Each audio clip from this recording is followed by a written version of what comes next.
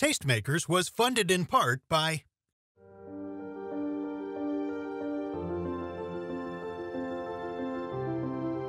It all comes down to creating something unique. It's important to take pride in one's work and share expertise.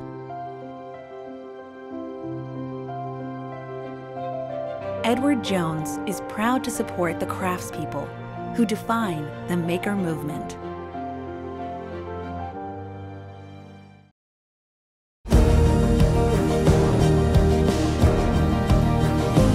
In this episode of tasteMAKERS, we travel to the Gila River Indian community just outside of Phoenix, Arizona, to meet a family that is cultivating the traditional crops of the Akimel O'odham people, reconnecting their community and beyond to how to cook with these traditional ingredients, as well as their history and culture.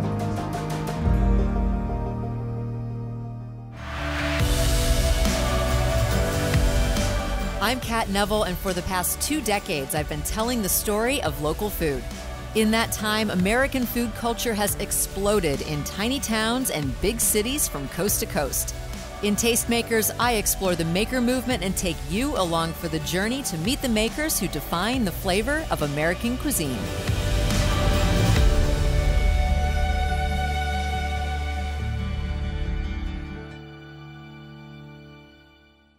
Ramona Button is an Akimel O'odham farmer who, since the 1970s, has been working to bring back the traditional foodways of her community. She, along with her husband Terry and her daughters, cultivate tepary beans along with ancient varieties of corn and wheat. I was about 9 or 10. My dad would take me. He said, "We're going to go climb the mountain." And so we walked 2 miles to the Sacto Mountains. He'd put me on a rug and say, "I want you to listen to everything that's surrounding you. Once you listen to the insects," and he would say, "Name them for me." So I would name them. And then he'd say, "What was the wind saying through the trees, through the branches?" And so I would tell him. It sounded like music. And up above, I feel the sun. All around me, I feel it's some kind of pressure or feeling that I feel around me. He would say in Pima, and by that meaning, he meant you're to be alert like a soldier. You're taking that position so that you know the negative and the positive energy around you so that you know which way to go. And you have choices in this world. And so you will find your way that way. And my dad said, "What do you see?" "Brush, dirt, rocks. That's all I see. And it's just all brown." And he said, "No, I see greenery. It's beautiful greenery. It's gonna come." And I said, "Well, who's gonna do it?" And he said, "You are."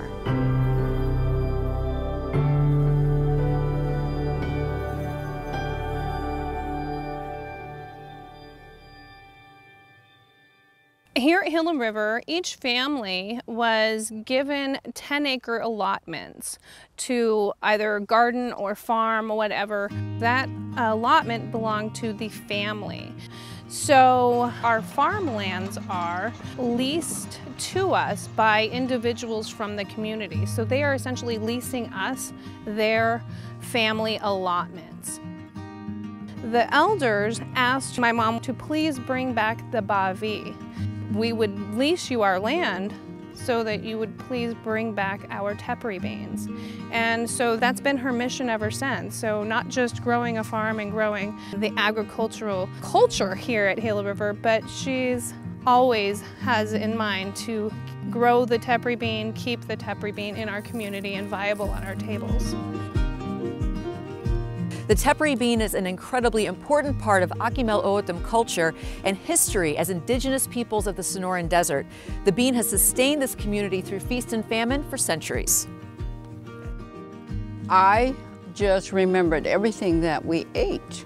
when I was little and watched how my father farmed and planted these seeds. When we went on to the field, you blessed the field first, and then you would put down 3 or 4 beans. Then I say, why so many? He said, 1 for the insects and 1 for other. And maybe they'll leave 2 to grow. The tepary bean vine is about 2 feet tall or so. It's about knee high, and it bushes out pretty generously. We harvest it by cutting it and allowing it to dry, and then we roll it into windrows, turning it, allowing it to dry on all sides. Right here we are looking at, of course, a field of straw, and then here we have a windrow of white tepary beans. And now this is a dried vine, and now if I roll this over, you can see where they were cut. Imagine 200 years ago, we're walking through here with baskets and hand picking these pods. So now go ahead and take a handful and then crush them in between your hands. Oh, like this? Yeah, just like that. So, and then you've got beans. Oh, look at that. Amongst the chaff.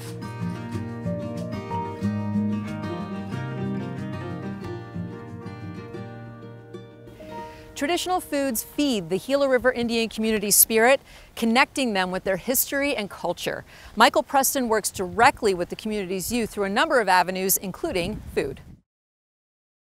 I'm a youth council coordinator, and what I do with the young people is I facilitate the development of their leadership skills.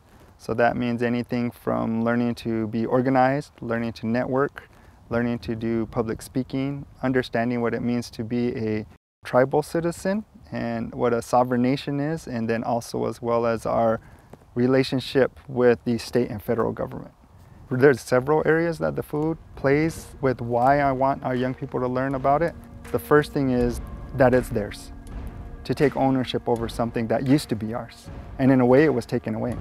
The water stopped flowing, our food stopped growing, and we had nothing left to farm. So I was like, okay, government comes in and says, well, here's rations. This is military rations. You guys will make do. And we did. We did the best we could with what we had.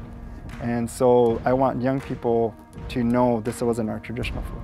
Our real traditional food is the tepary bean. Our real traditional food are these wheat berries. The real traditional food is squash and corn, and those were our traditional foods. And you can call whatever you want the commodity foods, but just to understand the difference. And the second part of that component is the nutritional value.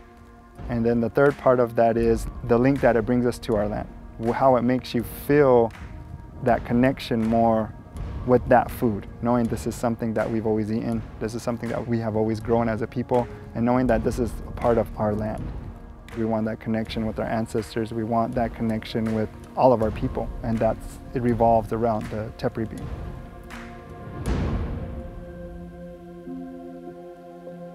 One of the things that I'm really grateful for is that our ancestors, they fought to keep us here. There were several times where throughout our history where they were really almost forced to move to Oklahoma. And so I'm really grateful that they made those decisions because we get to be on our ancestral lands, and not all tribes can claim that. These are your ancestral lands. You have been able to stay here for all of these generations. You weren't moved off. Your ancestors made sure that you were able to stay. And so by being able to bring back these foods in the place where they always were cultivated, that has to be deeply meaningful. Oh, absolutely. That is one of the most important things that we can talk about. We are right where our ancestors grew up. The river that used to run just beyond these fields here, those were the places where we received our water, not just to feed our crops and to feed ourselves and clean ourselves, but it was what we used to bless ourselves as well. So all of that is right here, and all of those families and all of the history and the sacrifice is right here in this soil. When the river was dammed and then the water stopped flowing, that's when we went through the 40 years of famine. And during that time, was when, unfortunately, a lot of our ancestors died. We are very, very honored to still be here, and it is really important to our family to keep our farming traditions alive so that we can keep growing these foods right here that represent our ancestors and the struggle that they went through to get here and to keep us here.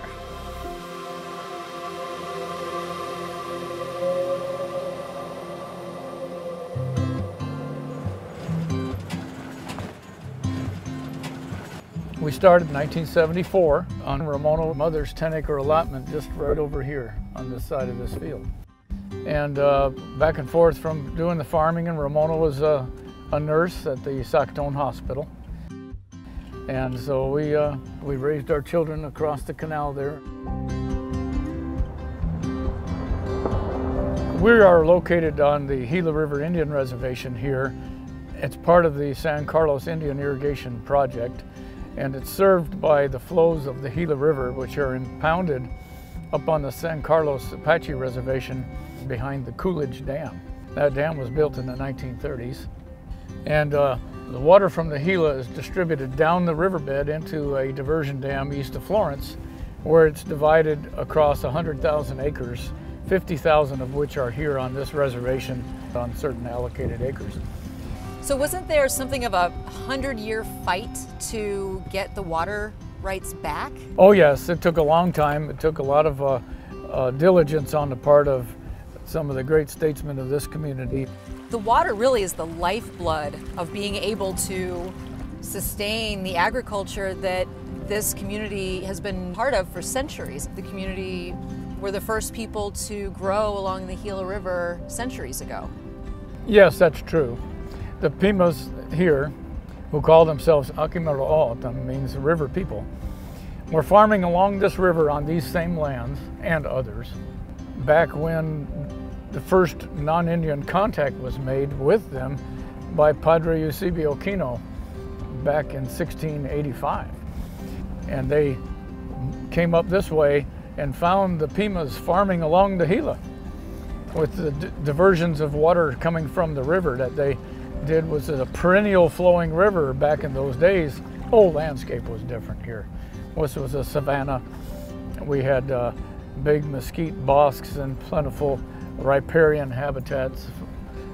People subsisted on a diet of fish and game and the crops that they grew. That's incredible. All the current irrigation projects, canals, are pretty much following the alignment of those ancient ditches that were dug by hand in those days.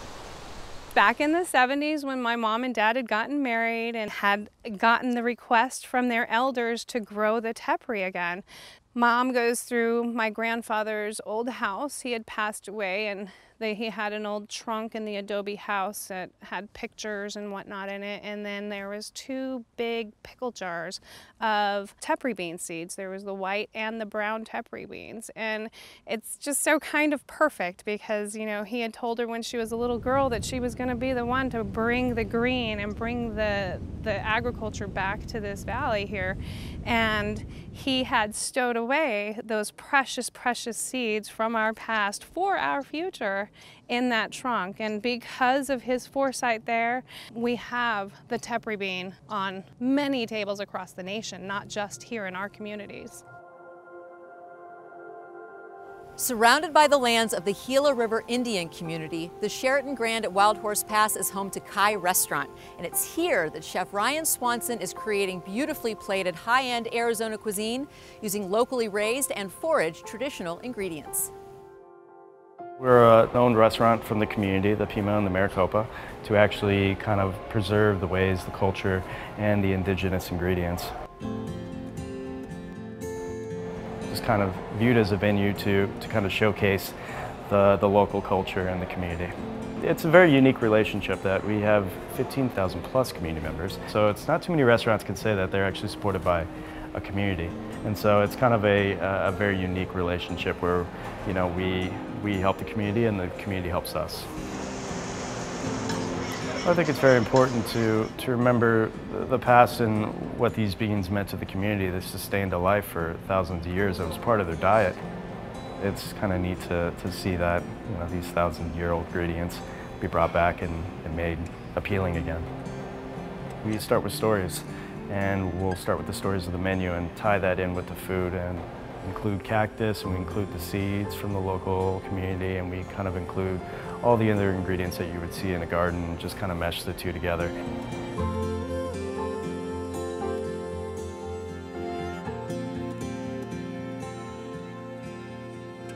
Terry, you know, Ramona, Velvet, they've been very generous with their time, and they give classes frequently.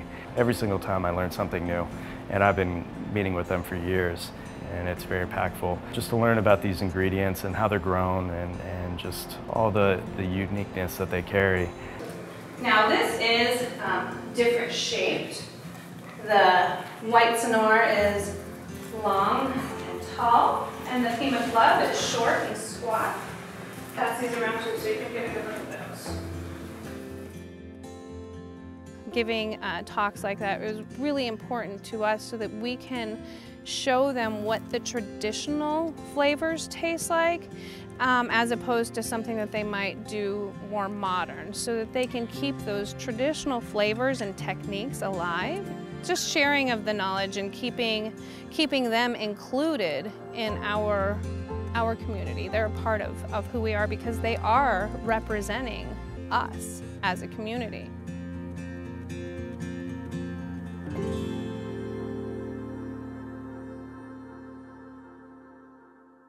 What you're doing here is really kind of trying to reconnect people not just to something that's healthy for their body, but also the spiritual aspect of what food does. It's not just about not being hungry anymore. There's a lot more to it about preparing food, growing it, you know, being with your family and friends as you're gathering around the table. There's just so much more to food than just getting through the day. And I feel like so many modern people, they don't really see how deeply meaningful food can be.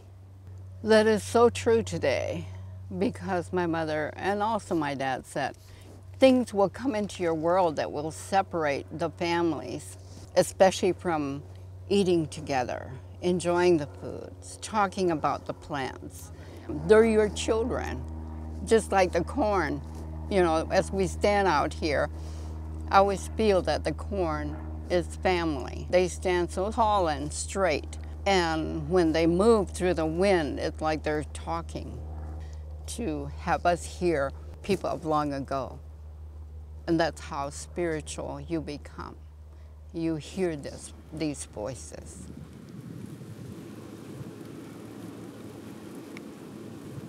You may think that there isn't a variety of foods that are growing in these desert conditions, but you would be wrong. At Cotton and Copper in Tempe, Arizona, Chef Tamara Stanger actually forages for ingredients and also sources ingredients from local farmers. And Ramona Farms was the very first farm that she partnered with. I wanted to figure out the flavors of Arizona. And doing my research, I found that there's this farmer, Ramona, and she actually brought these crops back. They have a high amount of protein. They taste amazing. So being able to incorporate that into my menu was really important, and actually educate people on the story, where it came from and what it tastes like and why it's so important to the industry here. Ramona Farms grows the white, black, and brown. My favorite's the white tepary because to me it tastes like cheddar. It has a very buttery, sharp, and just smooth flavor that I really enjoy. The basis of my food are ingredients, like staple ingredients of Arizona, things I can get year-round. The tepary, the calvache, the corn. The flavors that I create just don't exist without them. So this is the tepary bean spread? This is the tepary bean spread. So we like to plate like the desert, kind of how things never grow by itself, things always grow in groups. And the flavor of the white tepary bean is almost sweet and creamy. It's a little sweet, yeah, so that's why we'll add shallots and a tahini and a little bit of bitters in there. And then it takes on that flavor of cheddar, and it's just very, very delicious. I very much love urban foraging because you're not taking away from the wildlife. Most people have cactus they'll put in their yards as ornamental, or mesquite trees, and they'll just let the fruit rot. And that's something, you know, get permission from your neighbor and you can collect the stuff and create food. And that way you're not making a footprint in this desert that we're trying to preserve. I mean, there's things like purslane that grows in the cracks of the sidewalk, and that's a very highly nutritious food. Foraging is kind of crazy. We have microclimates, so things grow all year round, but different things. So there's one part of the year you harvest cactus, another part you like tree legumes like mesquite and palo verde and ironwood, and then the rest of the year there's just things like berries, and you go farther north you have acorns and different kinds of things like mint and watercress and herbs. So we're pretty lucky to have so much edible food. Realizing that we have foods right here in the desert that are delicious and nutritious and sustainable so long as we are remembering our foraging practices. We need to be mindful of what else is feeding off of that plant. You know, we have animals who have, you know, built their homes specifically for that harvest. By teaching young people about the importance of our own food and the importance of our culture, they'll share that with their family, and that'll get all of us stronger, not just to create physical strength, but to strengthen our community and culture, to strengthen our community spiritually, and to keep us connected. When a little kid gets a taste of hot beans in his belly, and he's like, and he squeezes his belly and says, yum, that's good, you know, and that's like the best compliment ever. You know you're doing right because you know you didn't just feed that little guy a taste or a flavor, you fed him in his spirit. You know, you gave him a little piece of pride, a little piece of home in his heart too. So we're wrapping up this episode here at the Button family home, and Velvet is going to be cooking a pretty amazing sounding dinner. I'm gonna get out of the way and let Velvet get to work, because the sooner she starts cooking, the sooner we get to eat. Yay, okay.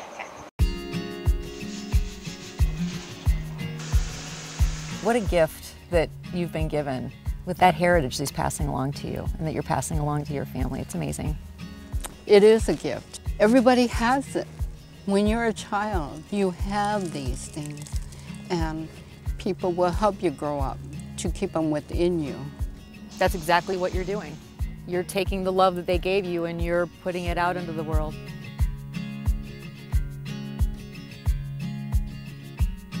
Ramona, thank you for welcoming us to your home. It was wonderful. I mean, you just opened yourself and your family up to us, and I appreciate that. It really meant a lot to me. Thanking the Creator, thanking nature, thanking the plants specifically for the foods that you're collecting and gathering is essential. It's a gift to us, and you don't just take a gift, you are thankful for that gift. And you're always putting your intention, you're always putting your prayer, so to speak, into the food. So that secret ingredient that Grandma had, love, that is universal, and that is what we are talking about here, that connection and that intention of what we are doing and what we're preparing. It's not just food for our bellies, it is food for our soul and our spirit.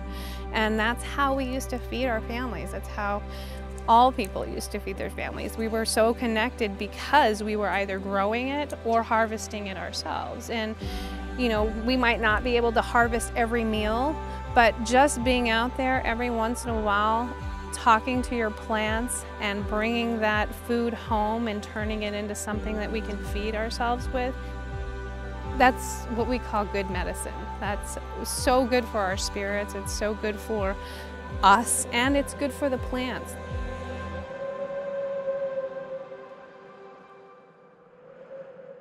Thanks to decades of work by the Button family, the tepary bean has not only been brought back, it now has a sustainable future. For more information on Ramona Farms, as well as all of the other incredible makers that we feature in this series, just head to wearetastemakers.com. Thanks for joining me here in Arizona, and I'll see you next time.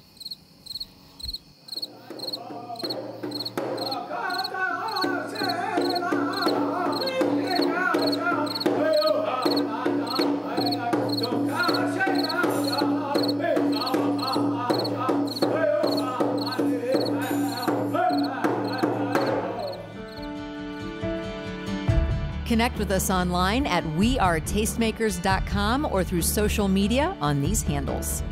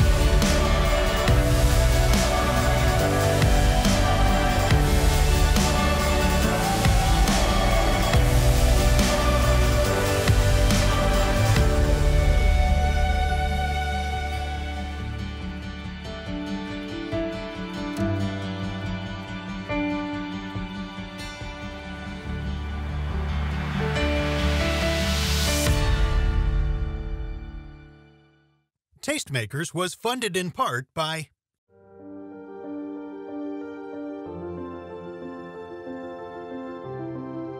It all comes down to creating something unique.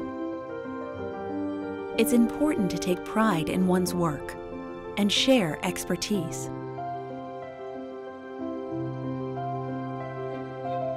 Edward Jones is proud to support the craftspeople who define the maker movement.